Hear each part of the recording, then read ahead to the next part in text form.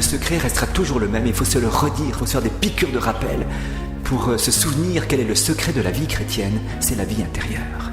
C'est la vie intérieure. C'est ce cœur à cœur avec Jésus. Dieu nous appelle maintenant à ce temps de conversion, de revenir au plus intime du Christ pour pouvoir vivre ce temps qui nous est donné de vivre avec lui. La vie intérieure, c'est vraiment le secret. S'il y a tant de souffrance dans l'Église, tant de souffrance dans les cœurs, dans les familles, s'il y a tant de souffrance dans le monde, c'est parce qu'il manque la vie intérieure. C'est ça. Vous savez, on peut courir le monde entier. Si la paix n'est pas dans le cœur, on sera toujours mal là où on est. Toujours mal. Et on sera toujours mal avec soi-même. Parfois, dans des épreuves que Dieu nous donne, il veut nous appeler à revenir à l'intérieur, pour revenir à lui qui est plus intime à nous-mêmes que nous-mêmes. Tout le monde, toutes nos sensibilités, tout nous attire vers l'extérieur. Et c'est chaque fois un travail à contre-courant, je dirais, du monde et des événements, que de revenir à l'intérieur pour retrouver l'intimité avec Dieu. Alors, le Christ ne cesse de nous enseigner cela. Vous voyez, Jésus, sans cesse, après avoir couru avec les foules, après avoir multiplié les pains, après avoir fait des miracles, après s'être épuisé au service de la charité fraternelle, se remettait à l'écart pour prier. Il ne cesse de revenir dans ce dialogue avec son Père. Et quand les apôtres un jour le surprennent en train de prier, ils étaient tellement saisis qu'ils avaient compris que le Christ vivait quelque chose qu'ils ne vivaient pas. Oh, ils avaient fait des prières, ils avaient dit un tas de formules, chanté le psautier entier et le grand Hallel régulièrement, les psaumes 115, 118. C'est la grande célébration des Juifs. Mais il y avait quelque chose que Jésus avait qu'ils n'avaient pas. Alors ils sont bouleversés. Ils le laissent et quand Jésus eut fini sa prière, fini de prier, ils disent à Jésus, apprends-nous à prier. Il leur dit pas apprends-nous une formule, ils en avaient plein la tête de formules. Il leur dit pas comment tu fais, enfin donne-nous un truc, apprends-nous à prier. Dis-nous quel est le secret que tu venais de vivre maintenant. Et Jésus leur dit, mon secret c'est Père, Papa, Abba. Alors c'est la prière de notre Père, je parle avec Papa. Voilà le secret. Je suis dans une intimité avec qui est là, qui existe, qui n'est pas une idée, qui n'est pas une théorie, qui n'est pas perché sur son nuage, dans l'intimité avec moi et avec qui je peux rentrer dans un cœur à cœur. Voilà le secret. Apprends-nous à prier, dites Papa. Et donc c'est ce cœur à cœur que le Christ vit. Tout le secret de la vie chrétienne est là. Et c'est en même temps le combat spirituel, vous comprenez bien. Alors on l'oublie dans l'ensemble de l'Église, mais on l'oublie aussi personnellement. Inévitablement, quand on oublie la vie intérieure, eh bien c'est la vie extérieure qui va gagner. Alors la vie extérieure, c'est les soucis de la vie. C'est les difficultés du combat au quotidien. Toutes ces choses-là qui vont nous détourner de Dieu. Christ lui-même dit à un moment donné, prenez garde que l'ivrognerie, la débauche et les soucis de la vie ne vous fassent perdre la paix de Dieu. Il met au même pied l'ivrognerie, la débauche et les soucis de la vie. C'est pour montrer l'importance que les soucis de la vie peuvent avoir pour nous détourner de Dieu. Et les soucis de la vie, c'est lorsque ça s'intéresse plus à l'extérieur qu'à l'intérieur. Alors tout d'un coup, tout prend une proportion démesurée dans ces soucis de la vie. Et quand on sait les remettre sur le cœur de Dieu, il y a les choses qui reprennent une proportion plus juste et on peut les aborder avec raison, avec une attitude dépassionnée, en même temps sérieuse, déterminée, mais avec la distance affective qu'il faut et le réalisme qu'il faut pour les analyser tels qu'ils sont. Marcel Clément, qui raconte ça dans un livre sur Marthe Robin, il va chez Marthe Robin et dit, écoutez, j'ai une conférence à faire au Canada. Alors je ne sais pas s'il faut y aller, vous voyez, c'est tellement important, cette nouvelle université qui est là-bas, le sujet est important sur plusieurs jours, comme ça, vraiment, je ne sais pas très bien. Puis enfin, il discute pendant un bon moment, puis alors il était là vraiment déchiré intérieurement, sensible de partir au Canada ou pas. Et Marthe Robin lui dit, vous allez quand? Je vais à telle date à telle date. Ah, très bien, ouvrez votre carnet, votre agenda. Est-ce que vous pouvez y aller? Ah non, j'ai 3 engagements importants. Bon, l'affaire est réglée. Parlons d'autre chose. Du coup, ça avait pris une proportion incroyable. Et le réel rappelait l'exigence de la vérité, quoi. Le réel nous parle. Et si on ne vit pas dans la vie intérieure, on va croire que c'est le réel de notre vie qui est gênant, alors que c'est ma vie intérieure qui est troublée. Par exemple, une personne comme saint François Xavier rappelait aux novices, prenez garde, dit-il, que le démon ne vous tente dans une tentation sournoise de vous faire croire que vous serez mieux ailleurs que là où vous êtes. Il vous dira, vous ferez des choses fantastiques, souhaitez ailleurs que là où vous êtes. C'est une tentation habituelle et les plus sournoises du malin, dit-il. Parce que si vous sentez un trouble là où vous êtes, c'est que Dieu veut vous appeler à descendre, pour que votre paix, votre demeure, votre vie soit en lui. Et que vous n'ayez pas d'autre patrie que le cœur du Christ. Alors, en quoi consiste cette vie intérieure? En 2 choses. D'abord, à garder nos pensées dans la recherche de la vérité. Notre intelligence est faite pour la vérité, et si on n'est pas sans cesse attentif à la vérité, on va voir le prince du mensonge qui va nous suggérer plein de choses. Et il est très doué, vous savez, pour nous suggérer un tas de mensonges. En fait, troubler notre intelligence, de sorte qu'on ne sait plus ce qui est vrai, ce qui est bien, ce qui plaît à Dieu. Et donc il y a une vigilance à avoir pour garder notre pensée, notre intelligence dans cette vérité qui nous rend libres, qui illumine. Notre cœur est fait pour la vérité. On peut être très sincère sans être dans la vérité. On peut croire que c'est génial ce que je fais, que la vie que je mène est fantastique. Et au fond, il y a un trouble qui est là, plus profond. Et je me dis, mais comment ça se fait? Pourtant, je suis sincère, pourtant j'ai fait ça sincèrement. On voit des fois dans des relations affectives, mais pourtant j'étais sincère, j'ai dit je t'aime. Oui, mais il y avait quelque chose qui coinçait. C'était pas vrai. C'était pas dans la vérité de l'amour, du don de soi. Alors inévitablement, il y a des tragédies qui vont en découler, des souffrances terribles qui vont en découler. Il y a la fermeture à la vérité. Alors ça, c'est plus tragique quand on se ferme à la vérité. Parce qu'il va y avoir une tristesse de l'intelligence qui va se transcrire dans une agressivité. Et l'agressivité de l'intelligence qui ne cherche plus la vérité, elle est arrogante, elle est douloureuse. Combien c'est important pour la paix intérieure, pour notre bonheur, parce que tout ce qu'on dit, tout ce que Dieu nous dit, c'est pour notre bonheur, vous comprenez bien, et pour sa gloire. Eh bien, c'est de garder nos pensées dans la recherche de la vérité et nos affections dans la ferveur de la vérité. Toute la différence du christianisme, même dans les monastères, je dirais, entre un moine et un autre moine, c'est suivant qu'il cherche la vérité et qu'il a la ferveur de l'amour de la vérité, ou qu'il est là-dedans parce qu'il est là. Et dans la vie familiale, la vie conjugale, la vie quotidienne, c'est la même chose. Est-ce que je garde au fond du cœur une soif de vérité et une ferveur pour la vérité? Est-ce que sans cesse je cultive ce désir intérieur qui m'appart à moi pour que Dieu vienne me combler? Est-ce que sans cesse je demande à Dieu de dilater mon cœur pour qu'il puisse le remplir de ce qu'il veut mettre? C'est ça, souvent on commence un chemin de foi, on a une vie de prière et tout ça, puis tout d'un coup tout devient morne, terne comme ça. C'est la ferveur qui est partie, cette ferveur de la vérité, cette ferveur d'avancer, cette ferveur d'aller toujours plus loin avec Dieu, de rechercher l'unique nécessaire et l'absolu dans le réel de mon quotidien, pas dans les nuages, pas dans la tête, vous voyez, ça c'est une illusion, mais vraiment dans le réel de mon quotidien. Alors, je vais devoir régler mes jugements selon la vérité. On dit, moi je pense que. Oui, mais qu'est-ce que Dieu pense? Qu'est-ce que Dieu pense? Qu'est-ce qu'il te demande? Oui, mais moi, ce que Dieu pense, d'accord, mais alors dans ce cas-là, dis, je fais ma propre vie. Ne dis pas, je veux être fidèle à Dieu, si je règle ma vie selon ce que je pense, non pas ce que Dieu pense. Et puis, alors, comment savoir ce que Dieu pense? Dieu a tout prévu. Il sait qu'on est un peu bouché, qu'on a de la peine à entendre sa voix dans notre cœur, alors il a dit, je vais faire une église. À travers la bouche de Pierre, je vais leur dire ce que je pense. Alors à travers la bouche de Pierre, on a la parole de Dieu, l'évangile, la Bible qui nous est transmise, et puis tout l'enseignement que Dieu nous dit à travers la bouche de Pierre. Et puis ensuite, il faudra ordonner toutes nos affections, toute notre vie à cet amour de la vérité, à cette ferveur de la vérité. Et donc il y aura un travail de purification de notre intelligence et notre volonté. Le père Marie-Dominique Philippe, peut-être que vous le connaissez, c'est le fondateur des Petits Frères de Saint-Jean, disait un jour que je rencontrais, que la conversion du cœur était très facile. En une seconde, on peut rencontrer le Seigneur. Et il y a un bouleversement qui se fait. Mais la conversion de l'intelligence, c'est-à-dire de mettre notre intelligence dans la vérité, de la laisser se faire façonner par la vérité, eh bien ça prend des années. Il disait 4-5 ans. Dieu peut faire beaucoup plus vite, vous voyez, c'est pas... Et on peut être pas si éloigné de la vérité que ça, mais il y a un travail de conversion de l'intelligence, en même temps de purification de la volonté. Moi je veux, oui mais qu'est-ce que Dieu veut? On est attaché à notre volonté propre. Tout le monde nous pousse à faire à la force du poignet les choses. D'avoir une planification de carrière, d'avoir une planification de professionnelle, d'avoir une planification de vie, de dire qu'est-ce que tu veux maintenant? Alors moi je veux ça. Et en fait on ne sait pas très bien ce qu'on veut parce qu'on ne sait pas pour quoi on est fait. Si on vous dit qu'est-ce que tu veux prendre, la voiture ou le vélo? Si je vais à 100 km, je prends la voiture. Si je vais juste à côté, je prends le vélo, c'est peut-être plus simple. Alors si on ne sait pas où on va, c'est difficile de savoir quel moyen je vais prendre. Et de la même manière, si je ne sais pas où je vais avoir de la peine à déterminer ma volonté, à savoir quel moyen je vais prendre pour aller là où je suis appelé à aller. Et on est tous appelés à aller dans ce cœur à cœur avec Dieu. Dans ce cœur à cœur avec Dieu qui est le ciel de notre cœur, dans ce cœur à cœur avec Dieu qui sera un jour la vision de Dieu face à face. C'est toujours frappant quand on est au mouroir de Calcutta, vous savez, qu'on accompagne ces mourants, on est touché. Et je me dis, mais cette personne-là, voilà, on guette le dernier souffle. Du coup, il y a le dernier souffle qui arrive. Et en un quart de seconde, la personne passe de notre tête à la tête de Dieu. Vous voyez, il gagne au change quand même, parce que c'est quand même plus beau la tête de Dieu, mais ça nous montre la proximité du ciel. Le ciel est là. Il n'est pas à 10 000 années-lumière, vous comprenez?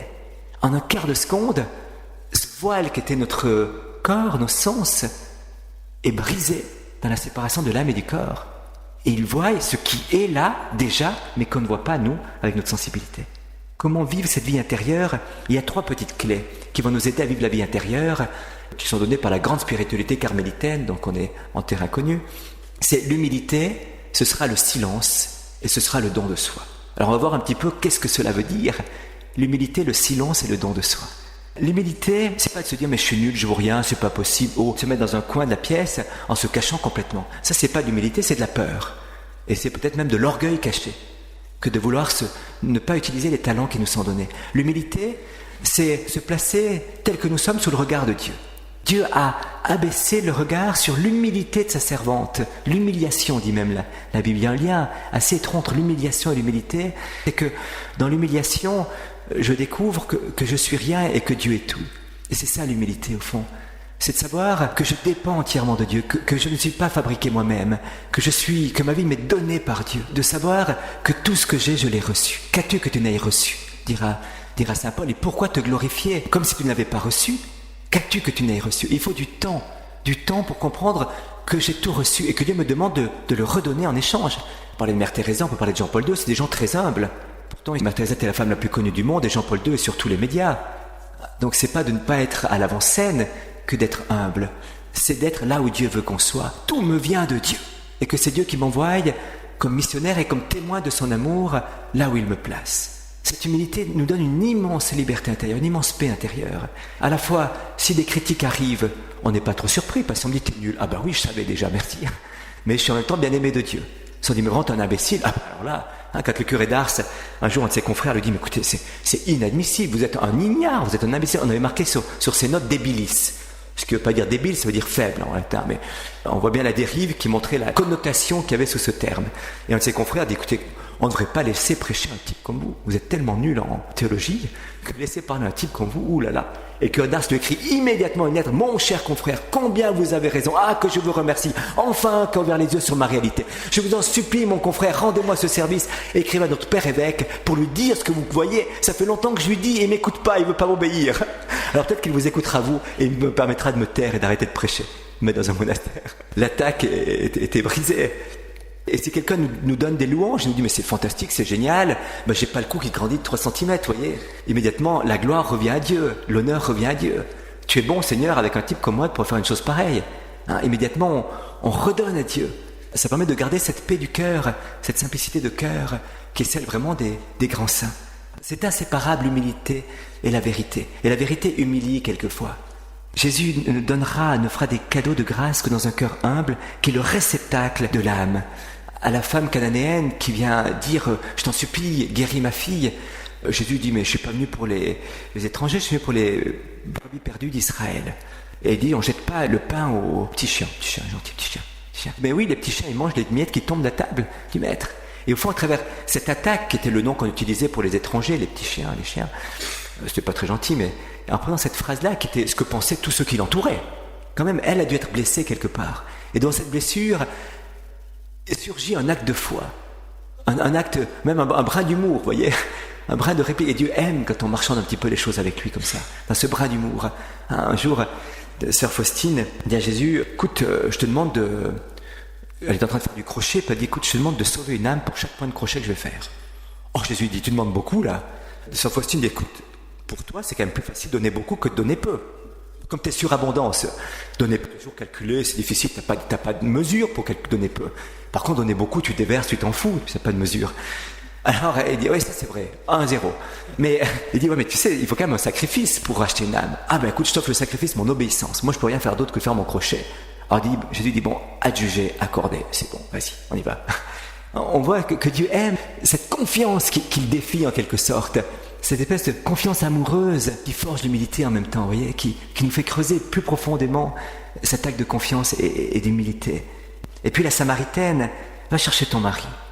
J'ai pas de mari. Ah bah oui, c'est vrai, t'en as eu 5, et celui que tu es avec n'est pas ton mari. Ah, il m'a tout dit. Il y a une humiliation là derrière. Mais cette humiliation creuse, et en même temps une vérité, creuse en elle une humilité qui dit, ah ben oui, t'as raison, et je vais changer de vie. Et venez, il m'a dit, ce qui bouleversera, vous voyez, la Samaritaine, c'est que Jésus lui a dit tout ce qu'elle était. Elle fait la vérité au fond de son cœur. Elle était à la jointure des moelles, là où était son péché caché et sa souffrance en même temps, sa douleur et son rejet, pour la libérer Et alors ce qui la bouleversera, c'est que le Christ, venant avec le glaive de la vérité, la toucher là où elle a mal, fera jaillir une source d'eau vive et une paix intérieure et une joie d'être sauvé, d'être enfin libéré par la vérité. Cette humilité, c'est cette double connaissance de qui je suis et de qui est Dieu. Un Dieu de miséricorde, même si notre cœur nous condamne, Dieu ne nous condamne pas. Et ça, il faut le tenir. Vous voyez, avant de faire un péché, ce qui se passe souvent, c'est que le malin nous dit « Oh, c'est pas grave, vas-y, une fois de plus, allez, oh, juste encore une fois, vas-y, allez, laisse-toi aller. » Alors juste après, « Oh, mais t'es nul, t'es une ordure, atroce, horrible. Oh, mais là, va te cacher, t'as vu ce que t'as fait, va te cacher. » Et Dieu fait juste le contraire. Avant de poser un acte, il nous dit « Voilà la vérité. Voilà ce qui va faire plaisir à mon cœur, voilà ce qui va blesser mon cœur. » Et une fois qu'on a blessé le cœur du Christ, il nous le présente en disant « Reviens à moi tout ton cœur, plonge dans mes bras, je t'attends mon fils, viens ma fille, viens. » Nous on écoute toujours la première parole, vous voyez. Enfin, je sais pas vous, mais moi c'est souvent en tout cas. C'est toute une conversion de l'intelligence que de s'intéresser à ce que Dieu pense, de mettre notre centre de gravité en dehors de Jésus. Cette vérité, elle est importante d'écouter aujourd'hui. Et Jésus donnera une seule admonestation à ses apôtres en disant « Prenez garde du levain des pharisiens et des sadducéens ». Et je crois que c'est lié à cette humilité, à cette vérité. Le levain, c'est-à-dire ce qu'on met dans la pâte pour que la pâte monte, et si le levain est pourri, la pâte elle monte pas. Et prenez garde au levain des pharisiens et des sadducéens. Alors, qu'est-ce qu'il voulait dire par là? Les pharisiens étaient ceux qui mettaient leur foi, leur salut dans leur pratique.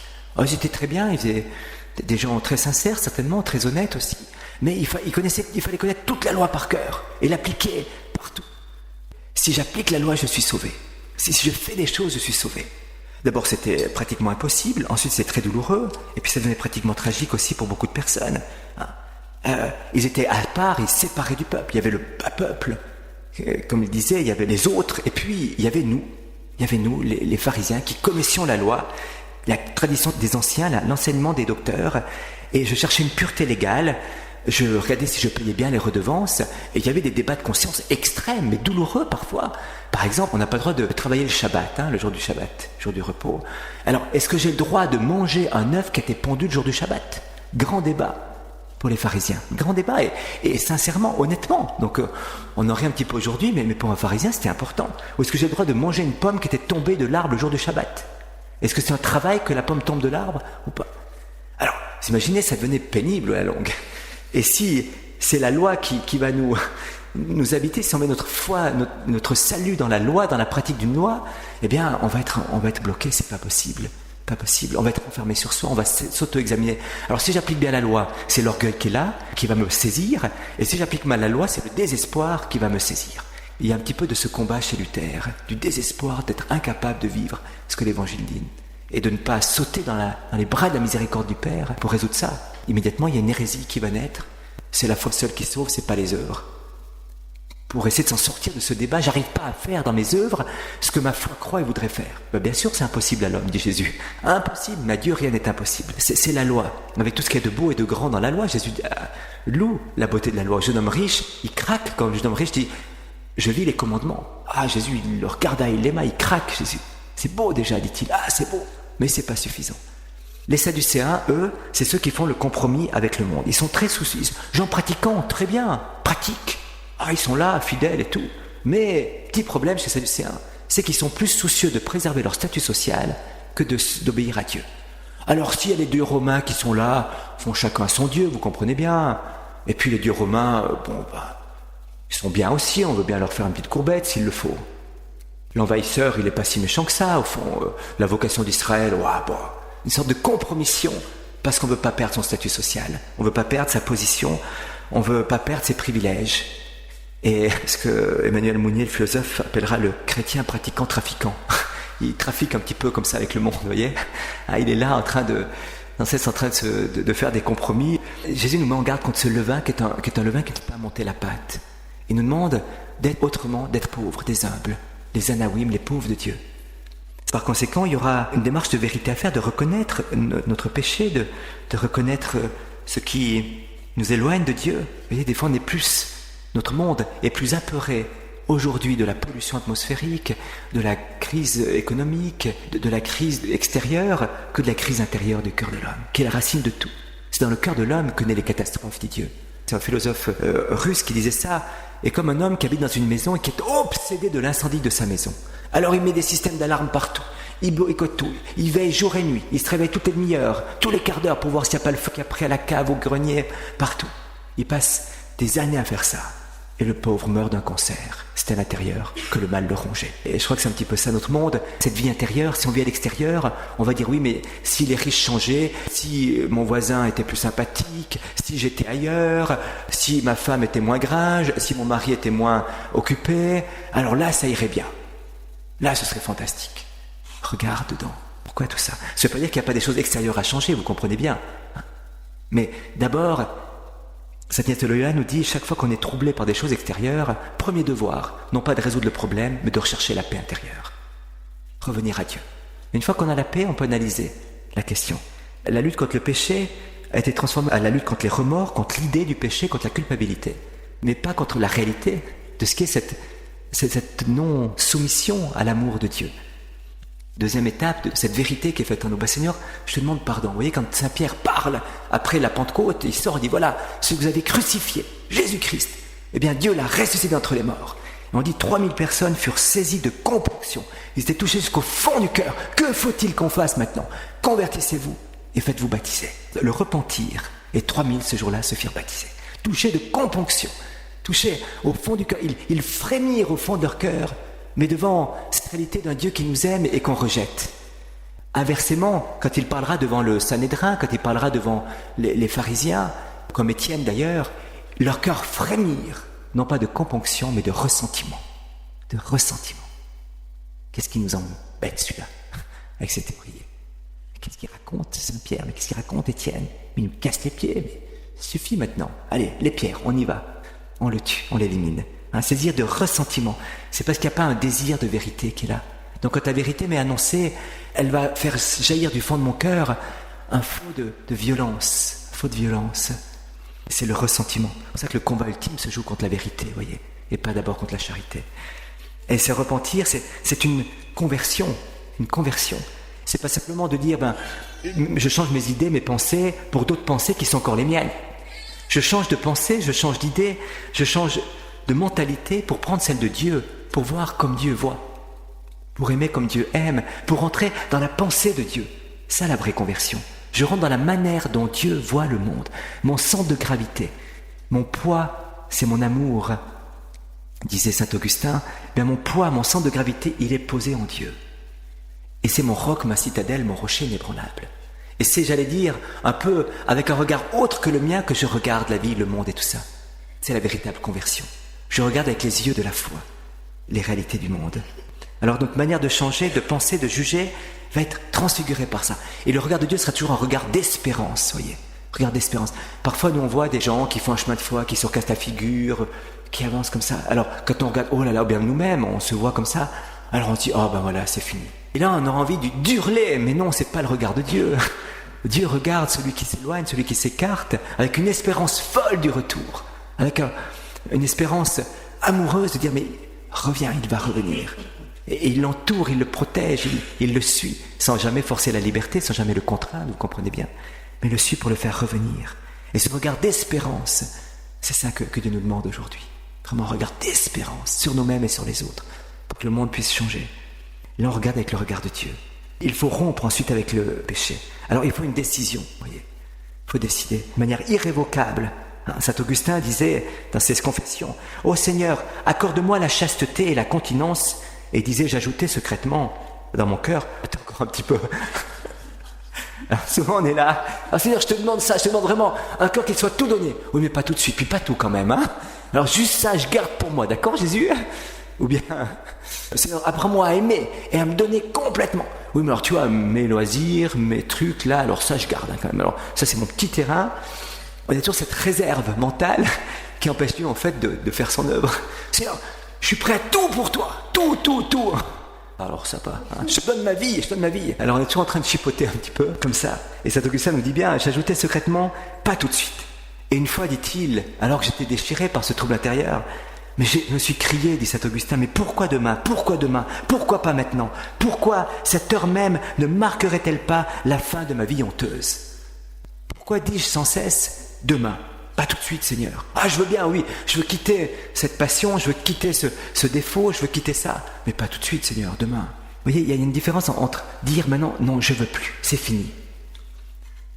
Et puis, subir encore les contre-coups ou les assauts de ce péché, de ce défaut qui m'assaille encore. Une chose est de cohabiter avec ce défaut et ce péché. Autre chose est d'être de connivence avec lui. Quand je dis, Seigneur, libère-moi de ça, mais pas tout de suite demain, je suis de connivence avec ma faute, avec mon défaut, avec mon péché, avec ma faiblesse. Et alors cette connivence, elle va faire en sorte que je vais m'y accommoder, et je l'entretiens, je la cajole, même si je dis j'en veux pas, mais je l'entretiens, je cherche tous les moyens de m'y approcher, de la retrouver, de pouvoir en bénéficier. Il y a une connivence secrète. Et là, alors, soyez certains, il y a la cohabitation. Je suis pas d'accord, mais on cohabite. Ça fait grandir l'humilité, vous voyez, cela. Ça fait grandir ça purifie notre cœur. Et il faut accepter cette cohabitation. Avec beaucoup de douceur et de paix envers soi-même. Renouveler notre détermination. Je ne veux pas. Maintenant, tout de suite. Je ne veux pas. Tout de suite. Voilà. Et puis il y a la connivence. Alors bien distinguer la connivence et la cohabitation. Ne pas se soucier et rentrer dans la louange. Parce que d'être de connivence avec nos péchés, c'est au fond être dans l'impiété. Et le contraire de l'impiété, c'est d'accepter que Dieu soit Seigneur dans ma vie. Et ça, c'est la louange. Je te bénis, Seigneur, et je te rends grâce. Je te loue. Je te dis merci d'être là avec moi. Non pas parce que tout va bien, mais parce que tu es avec moi. Et parce que tu m'aides et que par des chemins qui me sont inconnus et qui me dérangent peut-être un petit peu, eh bien, tu es en train de m'habiter, de me travailler. Voilà. Alors, l'humilité, vous voyez, qui passe par la vérité. Et sur qui je suis, sur qui est Dieu. Et qui va aux profondeurs de l'âme, à la jointure des moelles, avec le glaive de la parole de Dieu pour libérer, pour me libérer réellement. Le don de soi. Alors, le don de soi, l'humilité, le réceptacle de l'œuvre de Dieu, le don de soi provoque la miséricorde. Dieu, il craque quand on se donne. Dieu s'est donné, il s'est livré totalement. C'est le don de soi qui sera la réponse de cela. Voyez, on est toujours en train de calculer aussi combien je vais donner, qu'est-ce que de mon temps, de ma vie et tout ça. Et au fond, il faut se donner. Frédéric, qui était là cet été, qui témoignait, certains l'ont peut-être entendu, qui disait qu'il allait à l'adoration, il se disait, mais je me trouvais comme un rat crevé derrière une malle, devant le Saint-Sacrement exposé. Un rat crevé derrière une malle. Alors c'est pas très vivant, vous comprenez, un rat crevé derrière une malle. Hein, et l'enthousiasme du rat crevé n'est pas aussi délirant. En plus, il y a la malle devant, donc il n'y a pas beaucoup de choses pour flatter notre sensibilité en étant recrevé derrière une malle devant le Saint-Sacrement. Alors, au bout de plusieurs mois, il se dit quand même, Seigneur, je ne comprends pas. Je veux bien venir vers toi, mais voilà le sentiment que j'ai. Et je suis malade à crever, enfin je suis mort même, et puis il n'y a rien qui se passe. Tu pourrais quand même t'occuper de moi. Et Jésus lui dit dans son cœur, et si maintenant, ici, dans cette chapelle, c'était moi qui étais malade, et toi qui devais venir me consoler. Oh, bon sang de bonsoir, ça change tout, vous comprenez?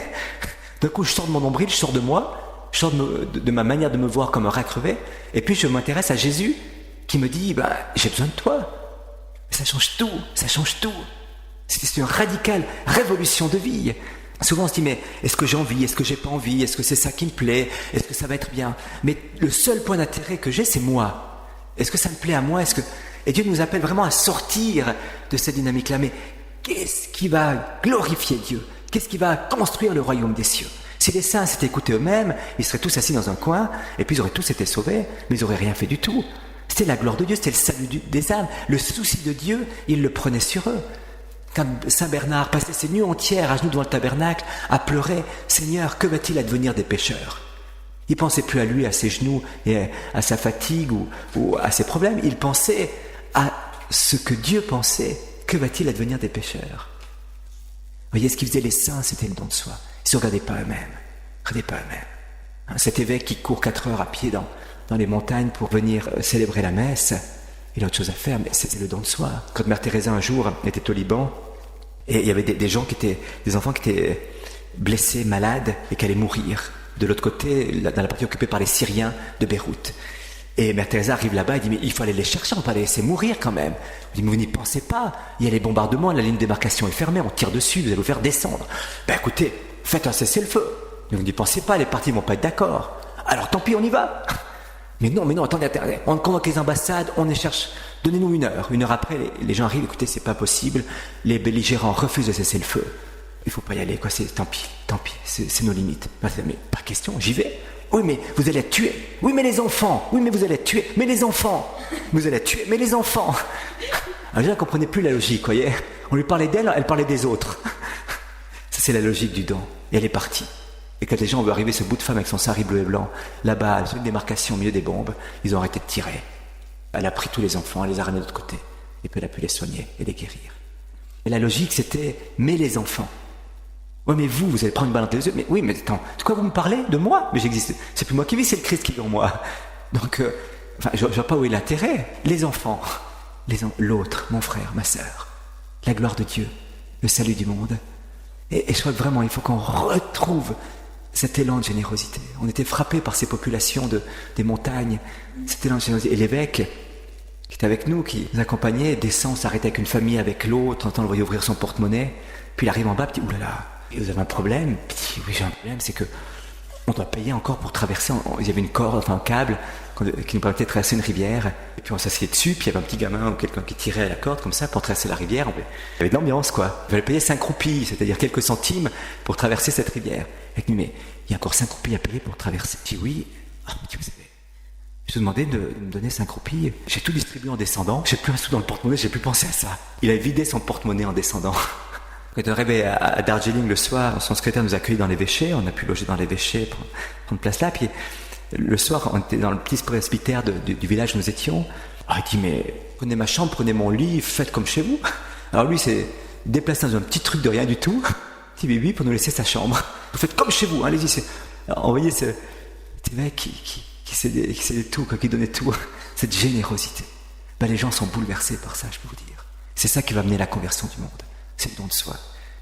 Et la clé du don de soi, vous voyez, c'est plus ma volonté propre, c'est plus mon petit moi qui parle. C'est qu'est-ce qui est bon, qu'est-ce qui est vrai, qu'est-ce qui plaît à Dieu. Et là, je vais mourir à ma volonté propre, c'est vrai. C'est vrai. Moi, j'ai peut-être pas envie de faire ça, mais pour la gloire de Dieu, et comme un jour, un industriel vient trouver Mère Teresa, elle l'avait en train de soigner un gars avec les vers qui sortaient, enfin vraiment un truc atroce. Puis le gars dit, oh là là, mais pour $1 million, je ne ferai jamais ce que vous faites. Mais moi non plus, pour $1 million, jamais de la vie. Mais pour la gloire de Dieu, alors oui, pour l'amour de Dieu. C'est plus que 10 milliards de dollars, l'amour de Dieu. Alors le don de soi. Parfois, il y a une tristesse qui habite notre cœur. On passe une journée géniale avec des amis. On a ri, on a plaisanté, on a fait les fous, on a fait un truc. Et le soir, on arrive, il y a une tristesse qui m'accable. Tristesse dans mon cœur. Pourtant, on a bien ri, c'était génial, c'était cool, c'était green, c'était méga, machin, quoi, truc, voilà, tout. Vous voyez. Et puis, j'arrive seul, là, s'y est. Pourquoi? Je me dis, mais comment ça se fait? Vous voyez, s'il y avait eu un vrai don de soi dans cette rencontre avec les autres, eh bien, j'aurais ressenti la joie du don. La joie est dans le don même, et pas dans le fait de recevoir en retour. Et la deuxième chose, j'aurais une joie de me retrouver dans la solitude, parce que quand je me donne, j'ai envie de me retrouver seul. Ça, quand je me suis bien donné, j'ai envie de me retrouver apaisé devant le Seigneur, en disant, Seigneur, si c'est pour moi que je me suis agité, que j'ai fait tout ça, eh bien, j'ai pas envie de solitude, puisque j'existe parce que les autres rient dans les plaisanteries que je fais, dans tout ça. Quand j'arrive le soir, je serai frustré de ne plus avoir l'admiration des autres, de ne plus avoir cette réciprocité. Et il y a une tristesse qui va m'accabler. Alors, des petits trucs comme ça nous permettent de discerner, est-ce que vraiment je me suis donné ou est-ce que je ne me suis pas donné? Si j'ai une joie de me retrouver dans le silence et la solitude, c'est vraiment que je me suis donné, que j'ai envie de me retrouver avec celui qui m'a donné la force de me donner. Ben, je reste encore à l'extérieur peut-être, et Dieu va me conduire de grâce en grâce, de gloire en gloire, de délicatesse en délicatesse, mais décapante aussi, au don de moi. Il faut comprendre que nos décisions, même les plus personnelles, ont une dimension collective, un retentissement universel. Dominique Pire, le prix Nobel de la paix, disait un jour, si demain la bombe atomique éclate dans le monde, c'est parce que moi je me suis aujourd'hui engueulé avec mon voisin. Et c'est pas du tout de l'illusion, vous voyez, c'est pas une utopie d'un prix Nobel. C'est un réalisme d'un père dominicain d'ailleurs, qui est d'un village de la paix, qui comprend avec les yeux de Dieu l'interdépendance des uns et des autres. Notre fidélité, notre don va sauver des âmes, va sauver des gens. Souvent on se dit, mais comment aider les gens qui sont loin de nous? Par ma fidélité aujourd'hui. Et par cette fidélité, l'amour de Dieu va circuler, va convertir des cœurs ailleurs. Réellement, c'est pas une figure de style, c'est pas une illusion d'optique, et c'est pas d'imagination fébrile et fertile d'un catho convaincu, c'est pas ça, vous voyez. C'est une réalité. Revenir à cette réalité où les choses vont changer par le don et tous les mouvements de mon âme d'amour ont une dimension universelle. Autre chose, le silence. Alors, je vais me taire après. Mettre en pratique, j'ai pris pour dernier, ce sera réglé. Vous voyez, ce silence, c'est le lieu où Dieu travaille. c'est vrai qu'il n'y a pas de travail de Dieu sans silence. Alors qu'un grand silence régnait sur la terre, dit le livre de la sagesse, la parole de Dieu, rapide comme l'éclair, a jailli, s'est précipitée au cœur même des ténèbres, au milieu de la nuit, pour apporter la lumière. Et Salomon demandera à Dieu ce cœur qui sait écouter, ce cœur silencieux, qui est le premier commandement. Écoute Israël, tais-toi, tais-toi, écoute, j'ai quelque chose à te dire. Le silence est vraiment le lieu où Dieu fait des merveilles. Heureux qui écoute la parole et qui la garde. Parle Seigneur, ton serviteur écoute, dira Samuel. Marie a gardé la meilleure part, celle qui ne sera pas enlevée, dit Jésus lorsqu'il se trouve chez Lazare avec Marie et Marthe, les deux sœurs de Lazare à ses pieds. Marthe qui s'active, qui fait un tas de choses. Marie qui est là au pied, qui écoute ce que Jésus lui dit. Et vous voyez, Jésus ne condamne pas le fait que Marthe travaille, parce que Marie a aussi dû faire la cuisine, a aussi dû raccommoder les salopettes de Joseph, et puis elle a aussi dû faire un peu de ménage. Donc c'est pas ça que Jésus condamne, c'est l'agitation dans ce qu'elle faisait, d'être plus préoccupée par ce qu'elle faisait que par la présence de Jésus. C'est ça qui condamne. Donc c'est pas l'activité. Le silence intérieur, le silence de la langue, le silence des activités. Le silence intérieur, c'est de lâcher le souci. Vous savez, notre imagination, elle travaille comme une folle. La folle du logis, d'ailleurs, l'appelait Sainte Thérèse d'Avila. Elle va partir dans tous les sens. Elle va s'imaginer des soucis immenses qui n'arriveront peut-être jamais. Elle va construire des châteaux en Espagne. Elle va ressasser des choses du passé. Elle va travailler. Et là, aussi, de nouveau, le maître du trouble intérieur va se donner à cœur joie pour nous suggérer des trucs. Tu vois, dans 3 ans, mon vieux, qu'est-ce que tu vas faire? Alors, tout de suite, l'angoisse qui vient. Dans 3 ans, qu'est-ce que je vais faire dans 3 ans? Ouais, c'est une bonne question. Oh là là, mais c'est vrai. Mais tu vois, tu vas te casser la figure dans 3 ans, parce que là, t'as rien préparé, tout ça. Mais oui, mais alors, qu'est-ce que tu veux que je fasse? Bon, écoute, il faut vraiment que tu fasses Tout à coup, puis on se lève d'un bond, poussé par la colère intérieure et la peur. Dans 3 ans, qu'est-ce que je vais faire? Oui, mais stop, tu peux mourir demain? Enfin, je te trouve. Dans 3 ans, qu'est-ce que je vais faire? Écoute, t'es là, tu te calmes, tranquille, cool. T'es devant moi maintenant. Voilà. Jésus nous dit, mais qui peut, par le souci du lendemain, augmenter d'1 seconde sa vie? À quoi bon porter souci? À quoi bon porter souci? Et là, vous voyez, c'est une tragédie aussi. Tragédie. Du refuge dans le passé, de la fuite dans l'avenir, avec l'imagination qui se donne à cœur joie, mais qui est complètement irréaliste. Alors là, l'imagination, elle est pas du tout réaliste, ça je peux vous le dire. Elle nous fait voir des choses qui n'existeront jamais, qui ne seront pas comme on les imagine, et qui n'arriveront, ou qui arriveront, mais de toute façon, Dieu nous donnera toujours la grâce de l'instant présent pour vivre. Alors, le silence intérieur, le silence des activités aussi. Tout à l'heure de Marie, de Marthe qui s'agitait. Bon, c'est pas le travail de Marthe qui gêne, c'est de vouloir faire des choses, sans arrêt s'agiter. C'est l'agitation qu'on met dans les choses que l'on fait. C'est cette absence de paix. On peut être super occupé. Les saints des chefs d'entreprise, des mères de famille sont super occupés. Mère de famille, des fois, dans la plantation, on dit voilà, j'ai 4 enfants, j'ai 5 enfants, je travaille pas. D'accord. Très bien, oui. C'est débordant, il n'y a pas une minute. Si je travaille pas, je travaille tout le temps. Est-ce que chaque chose que je vais faire sera un souci pour moi? Ou est-ce que je le vis une chose après l'autre? Une chose après l'autre, tranquille. Très bien, très bien. On est frappé dans les centres de Mère Teresa, des fois, ces sœurs qui sont débordées, 10 personnes qui lui posent des questions en même temps, 1000 choses à faire en même temps, elles sautent d'un truc à l'autre. Et elles sont là, oui, un grand sourire jusqu'aux oreilles. Nous, on est en train de s'exciter un petit peu à côté. Il y a un autre qui vient, ma soeur. Une seconde, je vais vite terminer avec cette personne, je suis avec vous tout de suite. Et on voit cette paix intérieure, une chose après l'autre, tranquillement, comme ça. Alors, elles ont un tas de choses à faire, mais il y a une contemplation, il y a une communion avec le Christ qui donne à cette activité une paix et une joie qui est là. Et puis alors, il y a le silence de la parole. Et là, il y a plusieurs péchés de la langue qui sont là. D'abord, le blasphème. Alors on se dit, mais je ne suis pas blasphémateur quand même. Et pourtant, quand on analyse profondément les pères de l'Église, on voit que le blasphème peut tous nous saisir. Nier l'existence de Dieu, c'est le blasphème contre le fait que Dieu est. Trouver Dieu injuste. C'est pas juste comme il fait. C'est pas juste que les gens souffrent là-bas, puis que nous... Mais c'est pas Dieu qui est injuste. Et douter de la justice de Dieu, c'est attaquer Dieu en lui-même. Parce qu'on doute de la justice de Dieu, alors immédiatement, j'aurai un trouble intérieur. Je ne peux plus compter sur quelqu'un dont je doute de sa justice. Il peut me jouer une entourloupette aussi. Dire que Dieu m'a oublié, pense plus à moi, il a autre chose à faire dans le monde. C'est un blasphème aussi. C'est un blasphème. C'est nier la présence amoureuse de Dieu à mon côté qui comptait sur ma tête et qui a livré sa vie pour moi sur la croix. Blasphème. Désespérer du pardon de Dieu. Avec ce que j'ai fait, Dieu ne pourra jamais me pardonner, c'est pas possible, c'est trop gros. C'est douter de la miséricorde de Dieu. Donc c'est douter de Dieu lui-même, puisqu'il est miséricorde, et c'est donc se fermer complètement la porte de l'accès à Dieu. Douter que Dieu puisse faire des miracles, qu'il soit le maître de l'impossible, et que ce qui est impossible en parlant, Dieu puisse le réaliser. C'est douter de la toute-puissance de Dieu. C'est donc nier Dieu en ce qu'il est le plus profond. Dieu est tout-puissant. Je crois en Dieu le Père tout-puissant. S'arroger le mérite de ce qu'on a fait, ou nier que la providence agit dans l'ordre de l'univers, c'est aussi douter que Dieu est l'ordonnateur du monde entier. Dire « Ah, ça c'est moi qui ai fait, alors là vraiment j'étais doué, j'ai bien réussi ». C'est nier l'origine de Dieu, et c'est donc se fermer aussi d'un Dieu qui va faire les choses dans ma vie, puis nier que la providence organise tout. C'est nier ce Dieu qui tient tout par sa main. Si Dieu cessait une seconde de penser à la fleur qu'elle a, elle disparaîtrait immédiatement, puisque tout être tient, parce que Dieu y pense. Voilà. Trouver trop dur les paroles de Dieu, ça c'est trop dur quand même, c'est pas pour moi, c'est pour les autres, mais c'est pas pour moi. C'est douter de la pitié de Dieu à mon égard, que les paroles de Dieu sont vraies et que Dieu a pitié de moi pour rendre vivante la parole en moi, pour la réaliser en moi.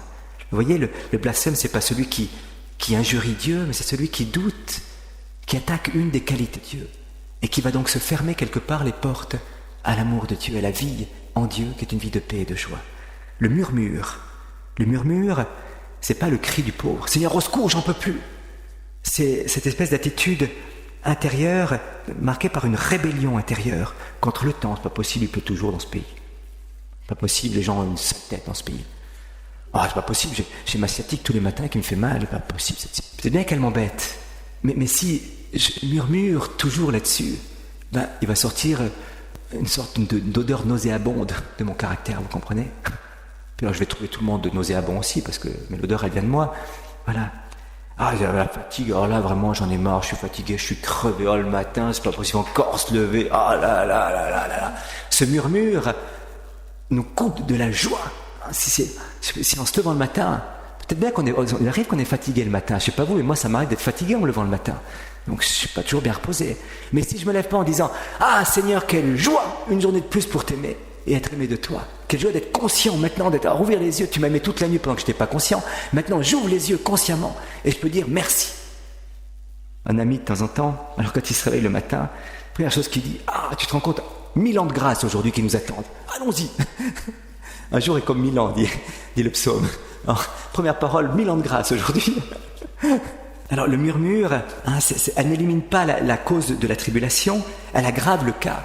Et elle nous met dans une attitude de rébellion intérieure, qui fait que le peuple juif, plutôt que passer 40 jours dans le désert, a passé 40 ans. Il a murmuré contre Dieu. On était mieux en terre d'Égypte, on était mieux là-bas, ici on s'embête. Puis la manne sur la même chose, c'est dégueulasse, puis l'eau elle est amère. Puis on s'embête. Au fond, les animaux d'Égypte n'étaient pas si mauvais que ça.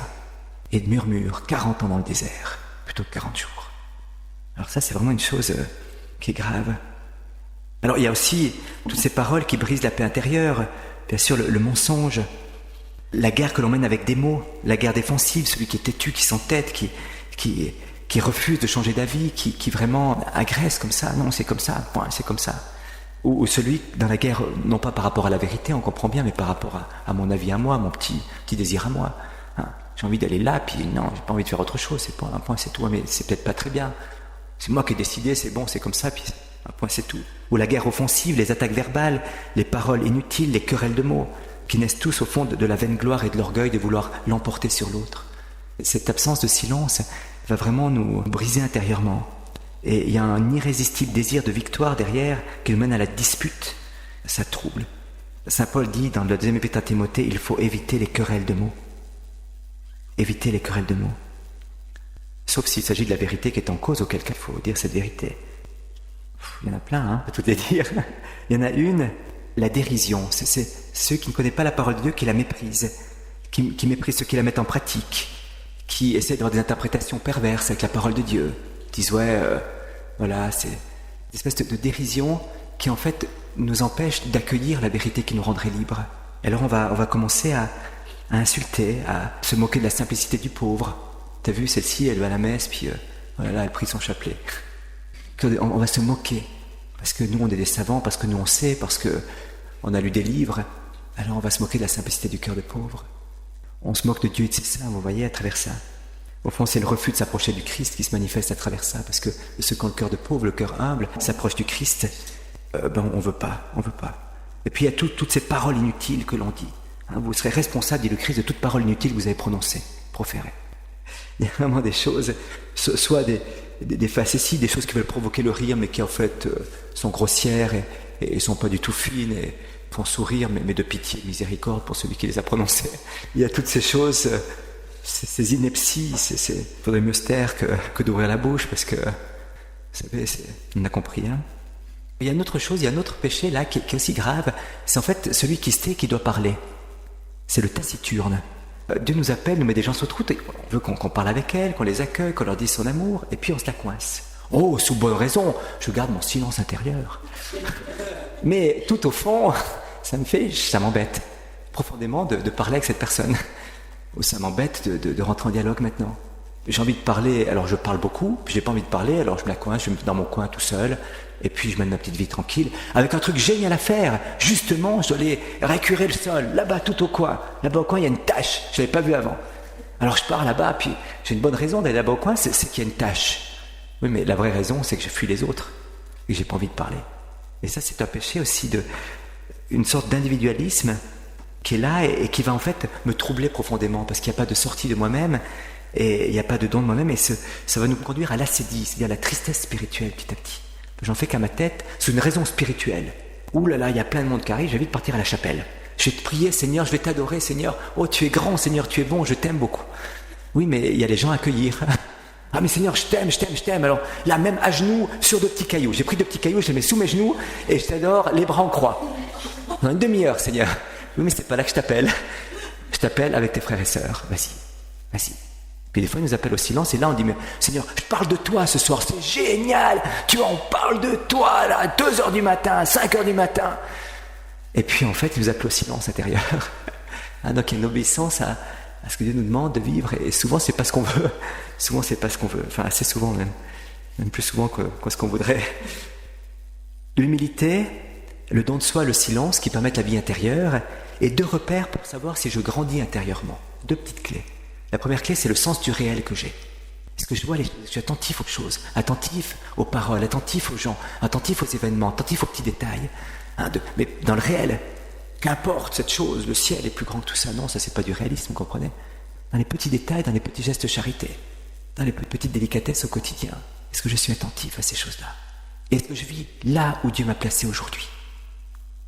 Parce que des fois, on peut vivre ailleurs que là où on est placé. Alors on peut vivre dans un monastère. Je suis placé au milieu d'une famille, et je vis dans mon monastère où j'ai passé une semaine de retraite merveilleuse. Alors je suis là avec ma femme et mes enfants, et je pense à ma cellule du monastère. Mes enfants, je ne les ai pas vus, tiens, ils sont là, mais taisez-vous, c'est le silence monastique ici. Pas possible, c'est pas réaliste, donc il n'y a pas de croissance intérieure. J'ai passé une semaine dans un monastère, en fait c'est pour me planquer, c'est pas pour grandir intérieurement, et pour aimer là où Dieu me plaçait après. Et j'ai choisi une planque, et ça m'a fait régresser dans ma vie intérieure, et non pas progresser. Vous voyez ? Ça, c'est un danger. Et le problème, c'est que je me suis préservé. Vous savez, Dieu, des fois, il nous décape tellement que d'un moment, on dit « pas tout !» Alors, on rattrape tout ce que... Il nous prend, puis là, on va se cacher dans un coin, puis on retient, puis on met en place l'épaule. Il dit « donc là, tu as tout cassé. Attention, moi, il est en train de partir en miettes. Alors, je vais remettre ça, je mets le boulon, mets la vis, serre, tout ça. Puis une fois que j'ai tout serré, tout boulonné, je reviens. Mais alors, je suis plus blindé après qu'avant, vous voyez. Et le décapage, c'est pas évident. Pas évident. Alors il faut que, il arrive parfois que j'ai besoin d'un temps de silence, de retraite, de désert, très bien. Alors je vais là dans ce temps. Mais alors je demande au Seigneur de continuer cette œuvre de purification, de don de moi-même. Si je prends un temps de désert, c'est vraiment pour que Dieu continue ce travail d'humilité, de purification intérieure, de don de moi-même et de silence, pour me rendre prêt à vivre ce que Dieu me demande de vivre après. Donc le sens du réel sera au cœur de ma croissance spirituelle. Et puis ma liberté intérieure. Deuxième signe, c'est ma liberté intérieure. Est-ce que je suis attaché à mes idées propres, à mes pensées, à mon affectivité qui peut être déréglée ? Est-ce qu'il y a des choses qui me troublent extérieurement ? Tiens, est-ce que mon travail, telle chose, est-ce que qu'il y a une responsabilité à assumer, des difficultés très bien à affronter, mais est-ce que ça me trouble et ça fait perdre la paix du cœur ? Ça fait perdre la paix du cœur, c'est que je ne vis pas à l'intérieur sous le roc qu'est le Christ, je vis à l'extérieur. Et ça prend une telle disproportion que tout le monde va en pâtir autour et que ça peut amener des brisures incroyables. Des petites choses peuvent prendre des proportions énormes. Et là, il faut se refixer à la priorité. Mais qu'est-ce qui est important ? Qu'est-ce que Dieu me demande ? Qu'est-ce qui est essentiel ? Qu'est-ce qui est essentiel? D'avoir tel travail, tel autre travail, ou de vivre dans la paix et d'aimer là où je suis. Vous voyez, ça va, cette liberté intérieure qui permet que si on m'agresse, ou si on me loue, ou si les événements semblent, le monde entier semble s'écrouler autour de moi, eh bien, je garde mon cœur dans la paix. Parce que c'est Dieu qui m'a libéré par sa vérité, que je m'intéresse à ce que lui pense et pas à ce que les autres pensent. Ni à ce que moi je désire, mais à ce que Dieu désire pour moi. Et vous voyez, le désir de Dieu, ça sera toujours mon devoir d'état. Là où je suis, avec qui je suis. Mais dans un amour toujours plus grand. Dieu n'a pas d'autre chose, pas d'autre désir que ce devoir d'état. On fait des plans merveilleux, complètement irréalistes. On voit des fois, ma vocation c'est peut-être ça ou ça, ou mon désir c'est de partir en Afrique, de construire un truc comme ça. Oui, mais tu es ici maintenant, fais déjà ici ce que tu as à faire, puis ensuite tu commenceras. Alors garde dans ton cœur ce désir, propose-le au Seigneur, et puis le jour où les événements te le diront, alors on y va, on plonge.